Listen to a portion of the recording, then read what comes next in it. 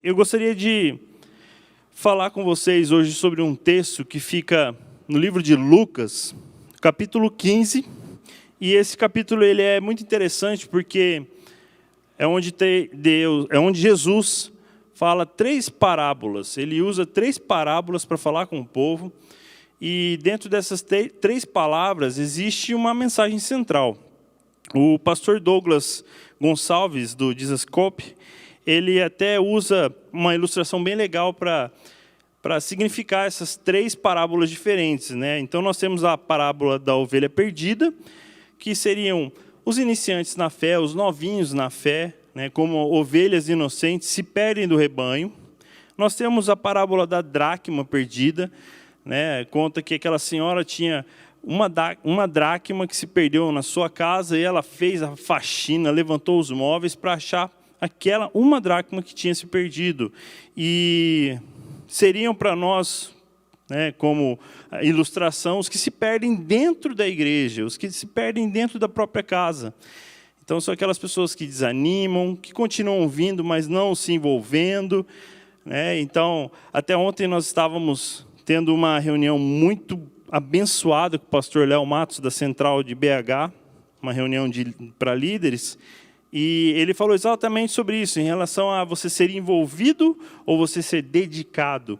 A diferença de você buscar só santificação na igreja ou de você ser consagrado a Deus. Então, exatamente é isso que trata essa parábola da dracma. Também temos a parábola do filho pródigo, e é nessa que eu quero me ater mais hoje. Essa parábola ela fala de alguém que fazia parte de uma família e acabou se perdendo, perdeu o foco, foi atraído por outras coisas do mundo, outros desejos, e acabou saindo da vontade, do foco da presença de Deus. Então, essas 3 parábolas, elas têm essa mensagem central que tem o viés para o perdido.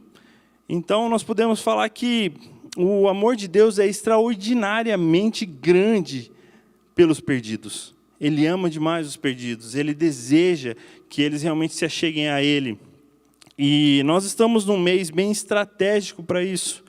Nós começamos nossa campanha de oração pela família, e você já deve ter recebido aí todo o direcionamento, né, do que você ouve diariamente nos devocionais, nos seus também grupos onde você vai estar compartilhando, os nomes que você vai estar separando das pessoas que são da sua família, que você gostaria e deseja que eles conheçam o amor de Deus.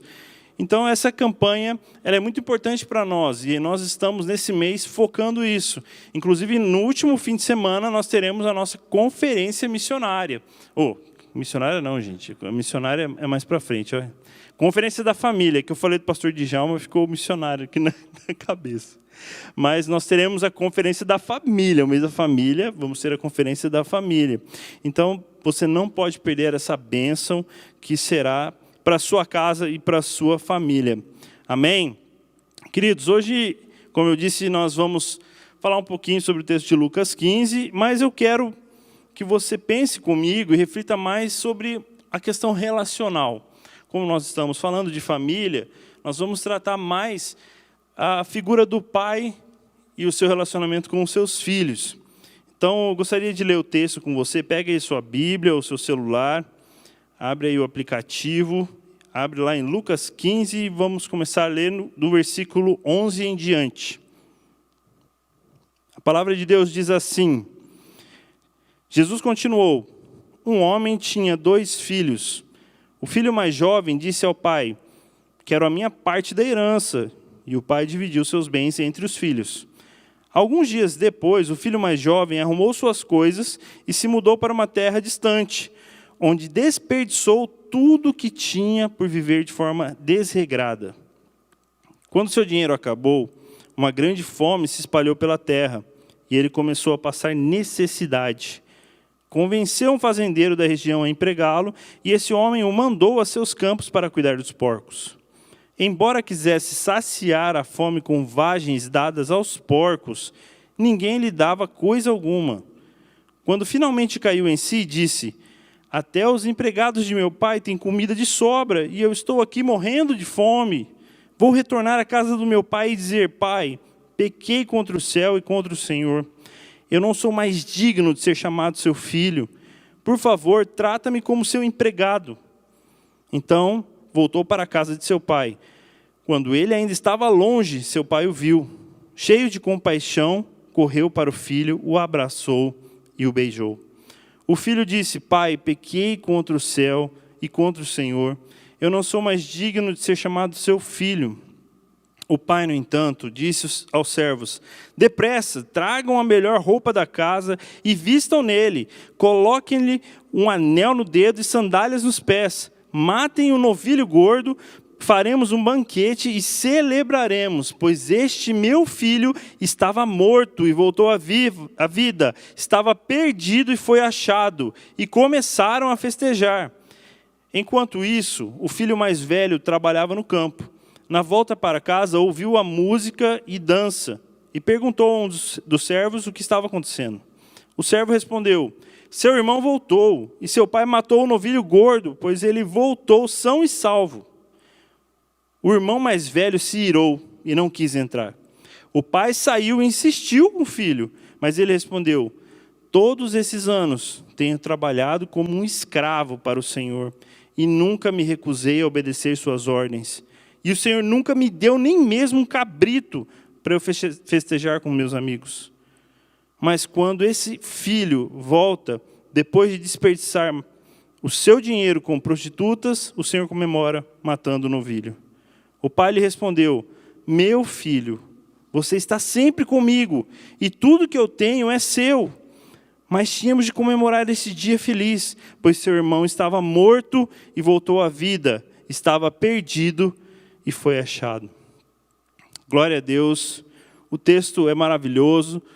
Jesus conta essa pequena história para realmente ensinar valores para aquelas pessoas que estavam ouvindo naquela época. E alguns estudiosos dizem que, inclusive, esse simbolismo que Jesus usou com o pai, o filho mais novo e o filho mais velho, era exatamente para tocar nos republicanos, ou incomodar, né, os publicanos, os fariseus que estavam ali também, os escribas estavam ali em volta e estavam criticando o que Jesus estava dizendo e pregando.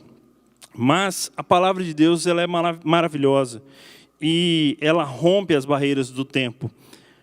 Essa parábola, ela é tão atual que ela é totalmente aplicável a nós nos dias de hoje. Então, eu gostaria de falar um pouquinho sobre esses três personagens da parábola de Jesus. E nós vamos aprender hoje com Jesus o que ele nos ensinou através dessa parábola. Amém? Bom, o texto começa falando sobre a atitude do filho. E eu vou tomar liberdade aqui, não vou distorcer o texto, mas vou chamar esse filho de o filho Gastão. Porque o próprio texto, a própria palavra diz que seria o filho pródigo, e pródigo vem dessa mesma significado, dessa mesma fonte, essa mesma origem, que é Gastão, esbanjador. Então vamos chamar esse filho mais novo, para não ter que ficar falando o filho mais novo, o filho Gastão. Então, o texto começa falando sobre a vontade que ele tinha de sair da sua casa e curtir a vida adoidado. Até quando eu estava lendo esse texto, eu lembrei muito daquele filme, Curtindo a Vida Adoidado. Vocês que são mais novos não devem lembrar, mas a gente que é mais assim experiente, a gente com certeza lembra desse filme. Ele é com aquele ator Matthew Broderick, e ele conta a história exatamente de um adolescente que quer matar a aula para passar um dia curtindo a vida loucamente com seus amigos. Então, ele sai de casa, ele pega lá o amigo, e o amigo pega a Ferrari do pai, eles vão fazer várias coisas, e no fim, eles se dão mal. Mas eu me lembrei desse filme porque foi exatamente a mesma intenção que o filho Gastão teve. Ele quis exatamente pedir a herança do pai, antecipar essa herança. O pai teve que vender as posses, vender o que ele tinha, que era parte do filho, para ele dar isso para ele em valores. Então, esse filho ele poderia ser um adolescente, um jovenzinho, né? A gente sabe que a Bíblia, quando fala de jovens, para nós aqui, a gente entende que seria até mais jovem ainda, né? Seria um próprio adolescente, mas ele estava no auge da sua vida, ele queria descobrir novas coisas. Talvez ele passou a vida inteira ali trabalhando com seu pai, sendo criado com o pai, mas não conhecia o mundo. Então ele tinha essa vontade, esse despertamento de querer conhecer o mundo e saber o que poderia dar prazer para ele lá fora.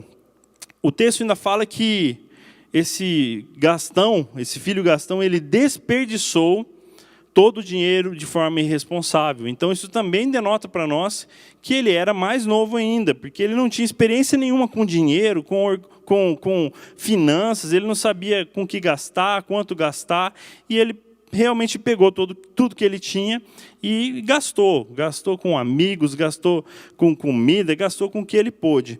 E quando eu pensei em relação ao pai, nesse momento, né, eu falei, cara, mas como pai, como eu me sentiria se o meu filho fizesse isso comigo, né? Como é que um pai deixa o filho ter esse tipo de escolha para a vida e simplesmente deixa o filho ir embora, né? Assim, pode ir, meu filho, vai com Deus, né? Nesse caso, coitado, nem sei se ele foi com Deus, mas o pai realmente respeitou essa escolha, essa decisão do filho. E eu fiquei pensando, poxa, mas será que o pai ficou chateado? Né? Será que o pai ficou decepcionado com o que o filho fez, de querer a sua herança, antecipar a sua herança? E o texto não diz isso, mas o pai acabou respeitando essa atitude e, com certeza, ele sabia que aquela atitude que ele tinha tido não era a melhor escolha para a vida dele. Então, o filho vai embora, e o texto fala no versículo 13 que ele vai embora para o lugar mais distante possível da sua casa, ou seja, ele não queria que nada ligasse a ele ao passado que ele tinha com o pai, com a sua casa. E por causa da imaturidade, por causa da falta de experiência que ele tinha, ele acabou perdendo tudo. Ele gastou todo o seu dinheiro, todas a sua herança com prazeres momentâneos. E pior que isso, ele perdeu tudo, porque a gente sabe como o mundo é. Ele é cruel para quem não tem nada para dar. Então, no caso, esse rapaz, o nosso Gastão, ele saiu com muito dinheiro no bolso, e logo encontrou vários amigos no mundo, logo fez amizades influentes para ele, mas que não teve muita duração, porque a gente sabe que o dinheiro uma hora acaba. E foi isso que aconteceu com ele. Ele perdeu os amigos, ele perdeu o status que ele tinha, ele perdeu a herança que ele tinha, e pior do que isso, ele estava numa terra totalmente estrangeira, ninguém conhecia ele ali. E ele não tinha mais nada, ele não tinha o que fazer. Será que você, nesse momento, está se enxergando nesse jovem? Eu não sei como está o seu coração, como está a sua vida. Mas será que você tem buscado os prazeres do mundo, como ele fez? Porque eu fico pensando, qual foi a necessidade desse filho querer sair de casa? O que ele não tinha em casa que ele precisava buscar no mundo? O que mais ele precisa preencher, o que mais ele precisava preencher dentro dele, que ele não tinha recebido ali ainda? Essa é uma coisa que a gente precisa parar para pensar. Enquanto às vezes nós somos pessoas insatisfeitas, a gente não fica satisfeito com o que Deus tem nos dado na nossa própria casa. A gente acha que as coisas do mundo são melhores, que a posição que eu vou ter no mundo é melhor, que o dinheiro que o mundo vai me dar vai ser melhor, e se esquece que nós temos um lugar guardado na casa com o nosso Pai. Então, esse apelo é um apelo muito sutil. Ele nos tira totalmente do foco, ele nos tira da visão de Deus, da vontade de Deus, nesse engodo, nesse engano, e você não percebe, mas começa a achar mais interessante viver as coisas do mundo do que viver as coisas de Deus. E a verdade, ela é cruel. Uma hora, realmente, vai vir a ruína e nós vamos nos encontrar totalmente sozinhos. Que foi o que aconteceu com o nosso jovem Gastão. No versículo 16, o texto fala que o jovem Gastão sentiu tanta fome, mas tanta fome, e eu fiquei pensando, meu Deus, alguém do status dele, que saiu de uma posição, numa fazenda, um pai que tem condições boas para dar, sempre comeu do bom e do melhor, onde ele foi parar? Num chiqueiro com porcos, desejando comer as vagens, a lavagem dos porcos. Então, só isso foi realmente muito impactante para a vida dele, eu creio, porque isso mexeu não só com a posição que ele tinha, ou com a autoestima dele, mas mexeu com a dignidade. Ele se sentiu totalmente indigno naquele momento, onde ele estava.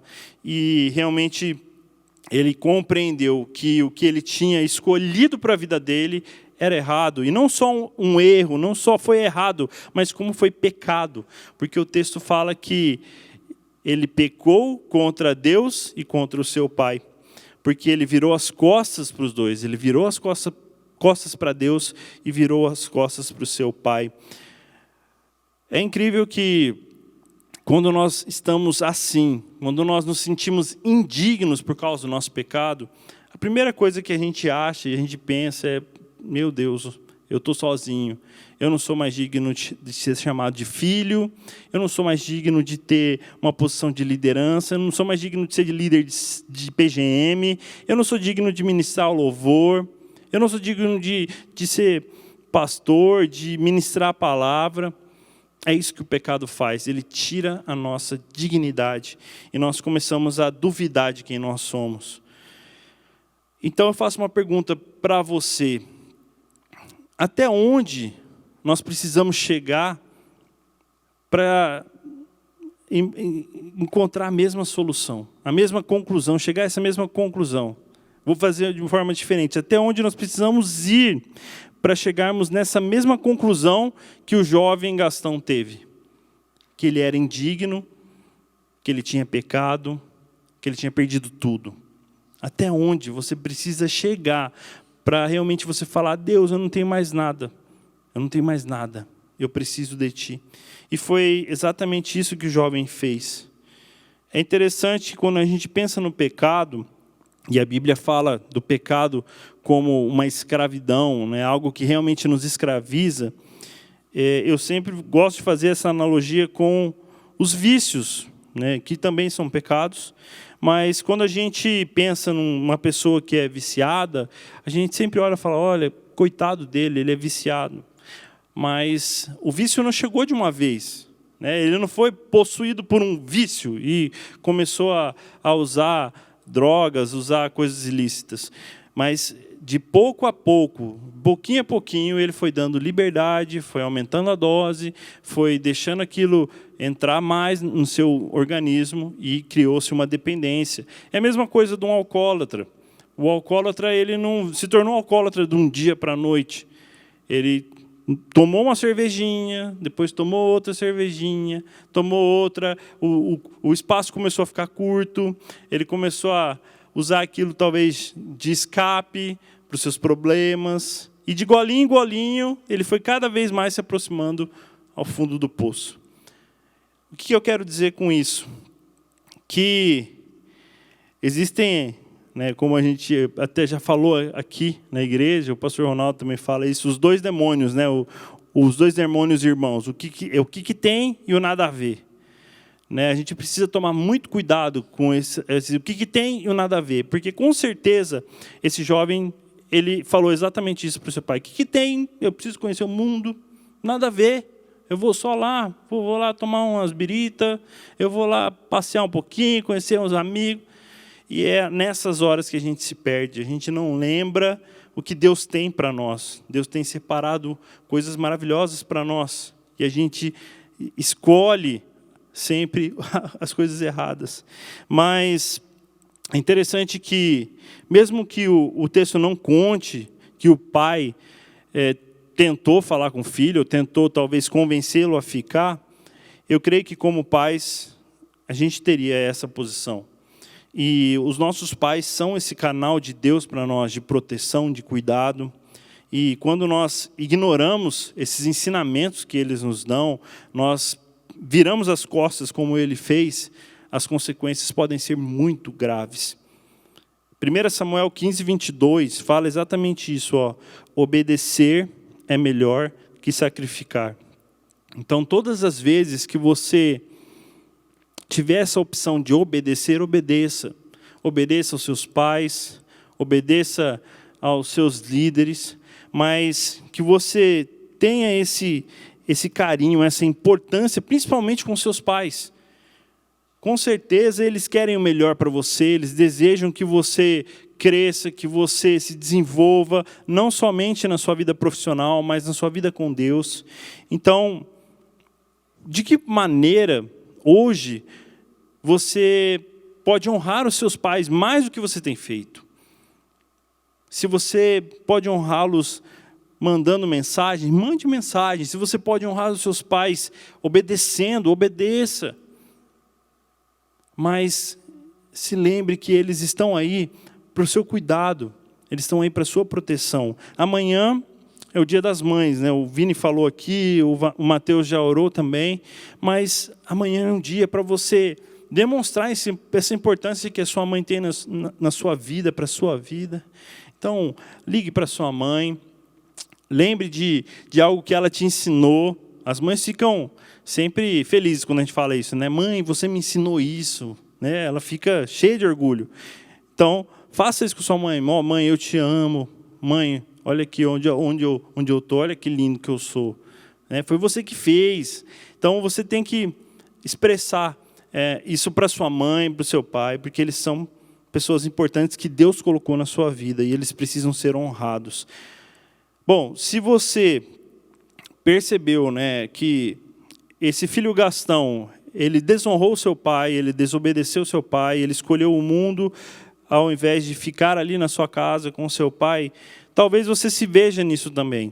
Então, se você realmente sentiu que Deus falou com você sobre isso, falou no teu coração que você precisa pedir perdão, se arrependa agora.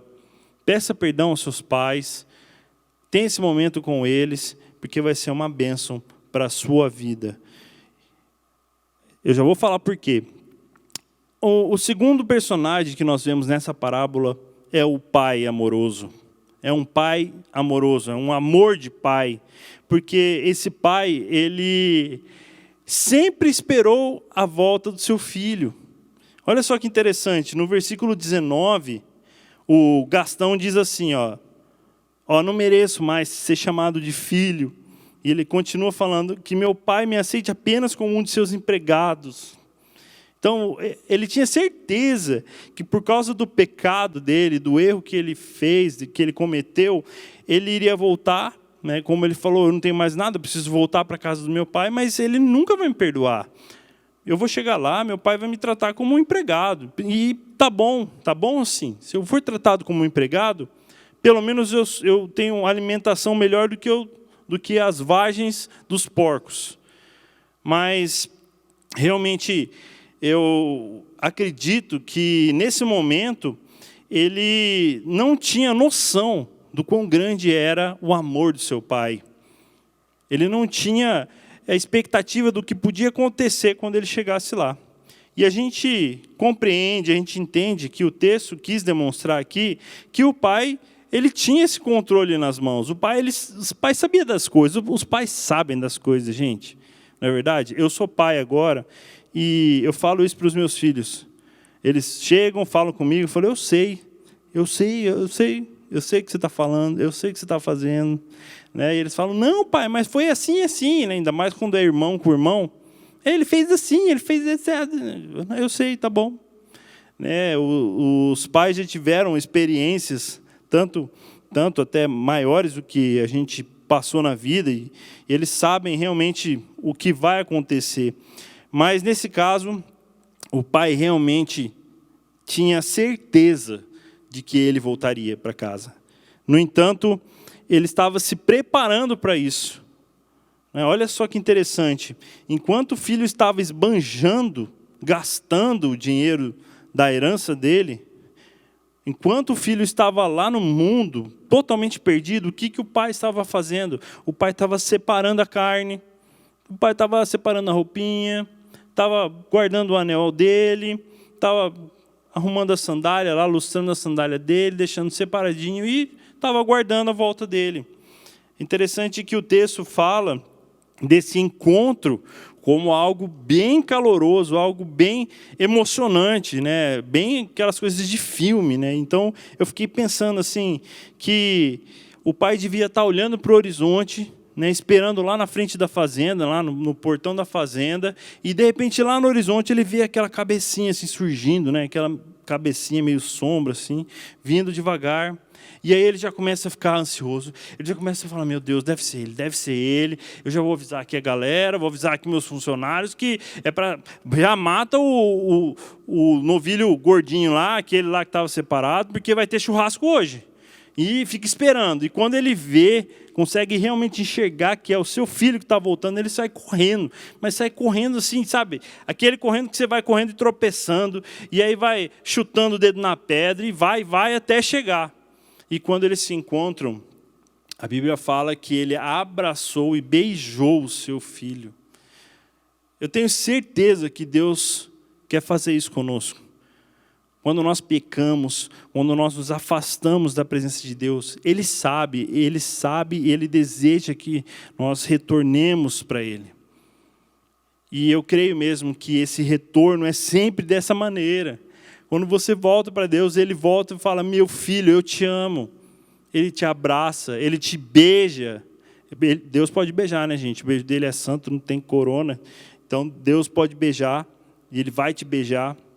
Mas, melhor do que isso, né? Ele vai fazer uma festa porque você voltou. Ele vai fazer uma churrascada porque você voltou. Gente, isso é maravilhoso. É maravilhoso. O que Jesus está querendo dizer aqui é que Deus se importa com você, Deus se importa comigo. Ele sabe que nós vamos errar, Ele sabe que nós vamos pecar, mas Ele sempre está de braços abertos, falando, meu filho, volta para cá. Meu filho, volta para cá. Então, creia nisso em nome de Jesus. Creia e acredite nesse Pai. E enquanto eu lia e entendia isso, eu também parei para pensar de novo. Eu falei, poxa, mas como pai, será que eu teria essa mesma atitude com meu filho? Será que quando ele voltasse, depois dele ter gastado meu dinheiro, né, o dinheiro que era para ele pôr na poupança, investir, comprando ação, né, e fazer o dinheiro render, não, ele gastou. Você acha que ele voltando, eu faria a mesma coisa? Ou eu daria uma surra nele, né? Porque muitos pais fariam isso. E eu realmente parei para pensar, olha, eu não sei, eu ficaria em dúvida. Mas quando a gente se aproxima de Deus, e a gente pede para o amor dele encher os nossos corações, com certeza, o amor sempre vai vir primeiro que a correção. E eu falo isso, gente, porque eu tenho aprendido isso e eu quero cada vez mais ser assim. Eu quero que os meus filhos compreendam que mesmo eles errando, eles continuam sendo amados. Que isso não afeta a identidade deles, quem eles são. Mas que eu vou estar ali sempre para corrigir, para fazer eles melhorarem no que eles precisam e assim progredir e crescer na vida, em nome de Jesus. E olha só que lindo, o versículo 24, ele fala assim, vamos começar a festejar, porque este meu filho estava morto e viveu de novo, estava perdido e foi achado. É lindo ouvir isso de um pai, saber que ele dá tanta importância assim para o seu filho, mas mais do que isso, ele realmente viu que o arrependimento que ele teve levou a esse perdão da parte do pai, a perdão da parte do filho mesmo, e esse perdão trouxe vida novamente. O nosso Deus, Ele é soberano, o nosso Deus, Ele é um Deus que cuida de nós, e o perdão dEle sempre está disponível para nós, porque Ele é o nosso Pai. Basta apenas nos arrepender. Você se arrepender, eu me arrepender do meu pecado, basta apenas nós liberarmos perdão, nós pedirmos perdão, para nos achegarmos novamente a Ele e realmente ser renovados pela vida de Jesus. 1 João 1,9 diz assim, olha, se confessarmos os nossos pecados, Ele é fiel e justo para nos perdoar os pecados e nos purificar de toda a injustiça. É lindo isso, gente. Ele é fiel e justo para nos perdoar e nos purificar de toda a justiça. Foi exatamente isso que aconteceu com o nosso jovem Gastão. O amor de Deus restaurou a vida dele. E o amor de Deus, ele restaura relacionamentos, como ele fez com o pai e o filho mais novo. O amor de Deus, ele aproxima os pais e os filhos novamente. Malaquias 4,6 diz assim, e ele converterá o coração dos pais aos filhos e o coração dos filhos aos seus pais, para que eu não venha e fira a terra com maldição. Gente, isso é muito forte. Nós precisamos andar debaixo da bênção de Deus. E a bênção de Deus é ter uma família unida. A bênção de Deus é ter uma família estruturada, com bases sólidas, firmes no amor de Deus e na dedicação mútua. Eu preciso me dedicar para os meus filhos, para minha esposa. Então, isso é muito importante. Esse restaurar dos relacionamentos, ele depende da pessoa de Deus. E é Ele quem faz isso. Amém? Bom, o último personagem é o filho mais velho. E alguns estudiosos até falam que esse é o filho pródigo primogênito, né, que foi o primeiro a se perder, porque ele perdeu-se dentro da sua casa. E quando a gente pensa nessa simbologia, nessa figura que Jesus usou, né, eu até coloquei aqui, esse filho pode ser chamado do filho ranzinza, porque ele tem tudo para ser, é meio sete anões esse nome, mas tem tudo para ser ranzinza, porque ele é rabugento, ele é birrento, ele é cabeçudo, né? Então ele não gostou nada de saber que o irmão dele voltou, e ele ficou totalmente enciumado, porque que o pai matou o novilho gordo para fazer uma festa para alguém que acabou de gastar toda a sua herança, que perdeu tudo, que desperdiçou tudo isso. Mas é interessante a gente ver o amor deste pai pelos seus filhos, porque ele realmente, quando fala com ele usa, na origem da palavra grega, ele usa, em vez de meu filho, ele usa meu menino. Então ele está dizendo para ele que tanto o filho mais novo quanto o filho mais velho são importantes para ele. E a resposta desse pai para esse questionamento é totalmente contrastante, porque enquanto o filho mais velho, o ranzinza, chama o irmão de esse teu filho, né? Que nem quando a mãe quer falar assim, olha lá teu filho lá, olha o que ele fez. É igualzinho o que o filho mais velho falou, né? Olha lá, esse seu filho saiu e gastou tudo, né? Esse seu filho, olha o que ele fez. E o pai, no versículo 31 e 32, ele fala totalmente contrário. Ele fala, esse seu irmão, ele coloca-o como membro da mesma família, além de demonstrar que o próprio irmão dele, o filho mais novo, ele já estava se tornando justo novamente. Então, nós precisamos receber esse amor de Deus, porque dentro das nossas casas, nós podemos ter as duas pessoas, os dois filhos.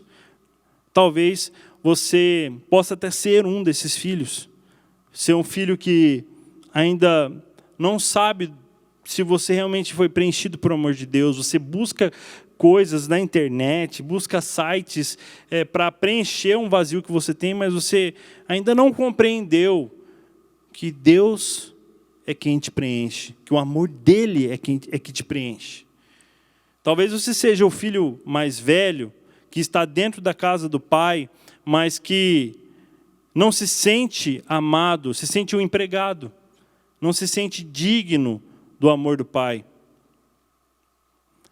Talvez você, nesse momento, possa estar falando, poxa, mas será que eu teria essa mesma atitude? Será que eu faria essa mesma coisa que esses dois fizeram? Olha só, gente, nós precisamos valorizar os nossos relacionamentos, principalmente dentro das famílias. Nós realmente estamos percebendo se quem está dentro da nossa casa está sendo amado, está sendo cuidado? Será que você, como pai, você tem cuidado dos seus filhos? Você tem percebido o que eles têm buscado? Será que você, como filho, tem honrado os seus pais? Não tem virado as costas para eles, mas tem dado importância para o que eles falam? Então nós precisamos permanecer em Deus, porque somente em Deus nós temos a solução para todas as coisas. Somente em Deus nós podemos viver uma família estruturada, unida, baseada no amor dele. A verdade mesmo, é que todos nós sempre seremos filhos. Eu posso ser pai, mas eu também sou filho. Você é filho, todos nós somos filhos, filhos de Deus. E nós precisamos compreender a profundidade do amor dele pelas nossas vidas. Eu não sei se você conseguiu perceber, mas os dois filhos estavam longe do pai, né? Um estava longe no mundo, o outro estava longe dentro da casa. Nós precisamos ter mais intimidade. Até se você for falar, poxa, mas em relação à igreja, em relação ao ministério, intimidade é totalmente contrário de religiosidade. Mas isso pode ser vivenciado dentro das nossas casas. No momento em que nós deixamos de nos relacionar com intimidade e de saber qual é a nossa identidade dentro das nossas casas, nós começamos a tratar uns aos outros com religiosidade. Como se fosse apenas fazer algo. Eu vou obedecer porque está mandando.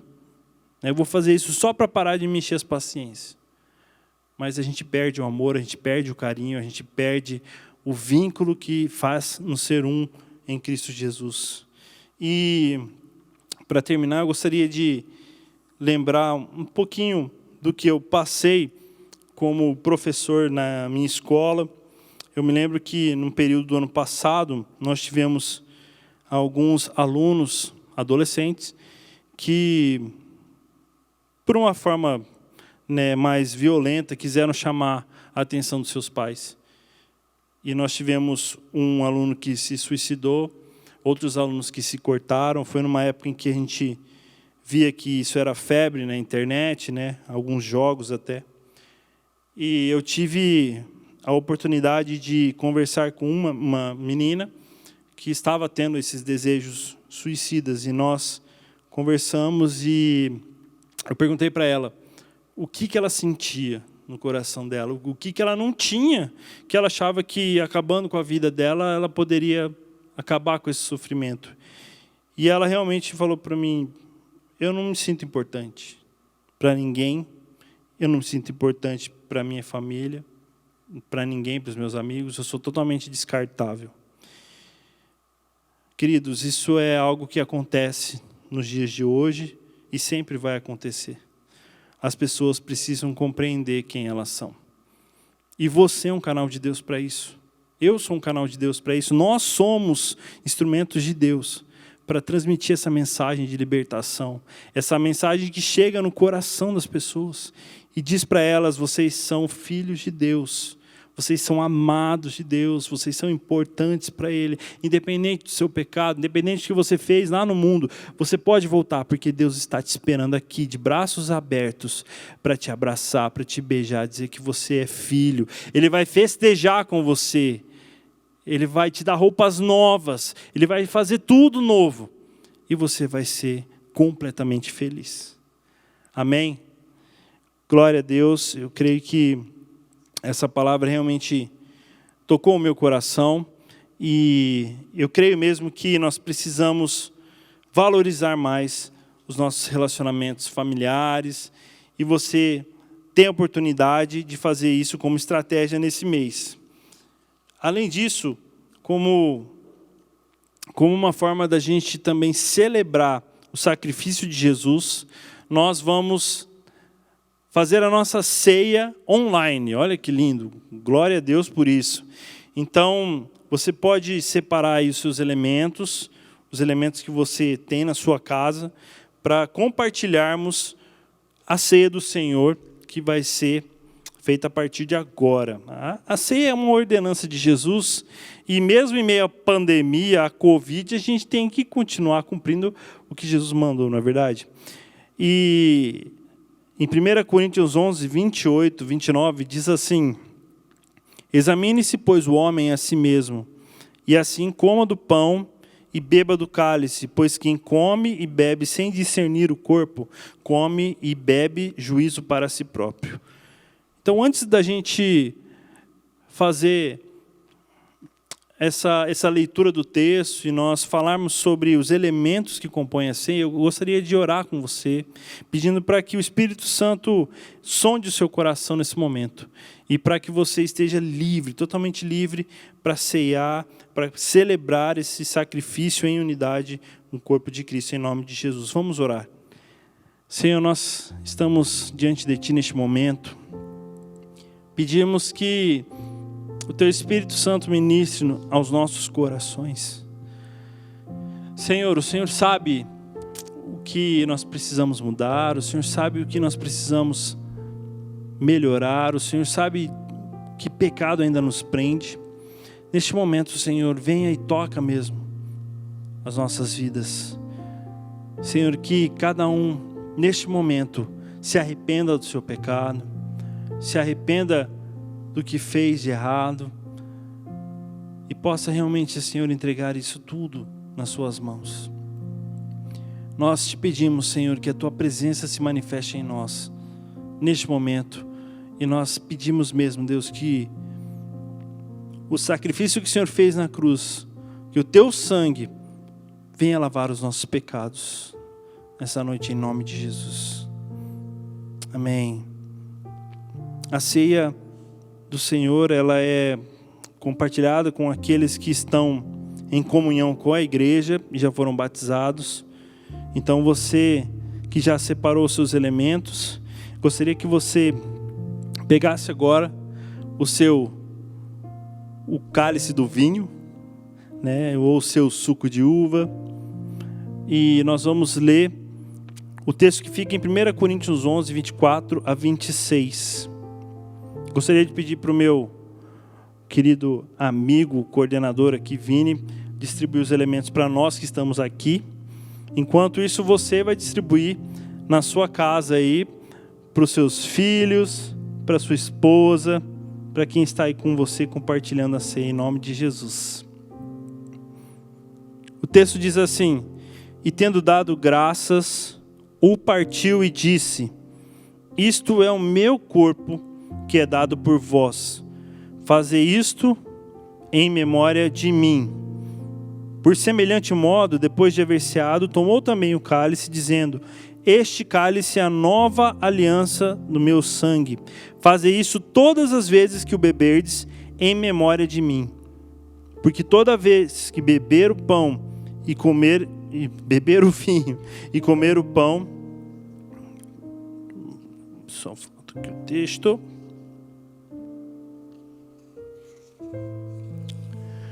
Beberdes o cálice, anunciais a morte do Senhor, até que Ele venha. Glória a Deus, nós precisamos cumprir o que Jesus nos ensinou até a pandemia, né? Não, claro que não, é até quando Ele venha, até que Ele venha, e Ele virá em nome de Jesus. Então, pegue aí o seu pão e vamos refletindo sobre o sacrifício de Jesus na cruz. O texto diz: isto é o meu corpo que é dado por vós, fazei isto em memória de mim. Então, em memória de Jesus, comamos o pão.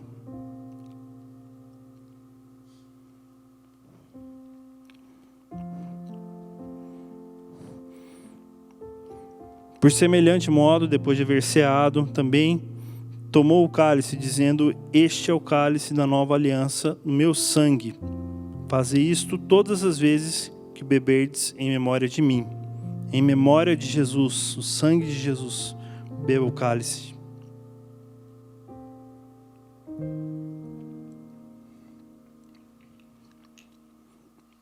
Senhor, nós te agradecemos por essa noite. Senhor, nós te agradecemos pela tua palavra. Nós realmente compreendemos o amor que nós precisamos ter uns pelos outros.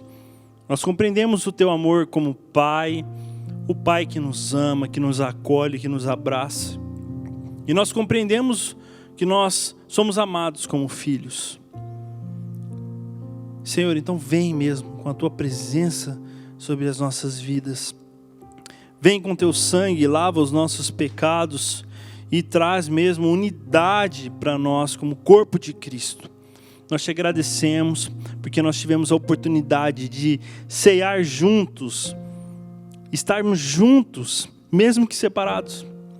Nós te agradecemos por isso, Pai, porque esta unidade continua forte, essa unidade do corpo continua viva e continuará para todos sempre, em nome de Jesus. Amém e amém.